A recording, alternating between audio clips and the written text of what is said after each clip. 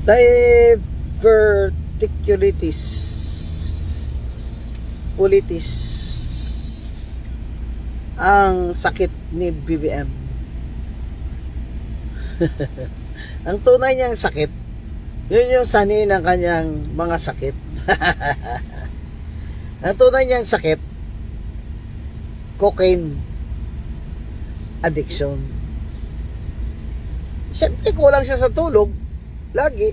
Saka lahat ng mga hyper siya doon. Lagi stress yan eh. Pag nagka-cocaine ka, high na high ka dyan eh. Grabing dopamine hit mo dyan eh. 15-20 minutes or singot ka ng singot, ano? Sabi niya hindi daw life-threatening yung diverticulitis niya.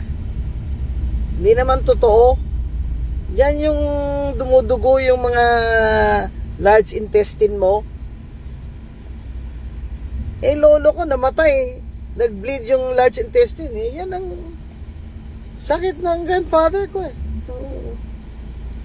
Bleed yung intestines niya. That's how why he passed away. So, kung gusto sabihin sa amin, BBM, na hindi yan life-threatening. Hindi yan life-threatening ngayon. Pero dumudugo yan dyan sa loob. Huwag mo kami lulukuhin, sinungaling ka. Na-overdose ka, no?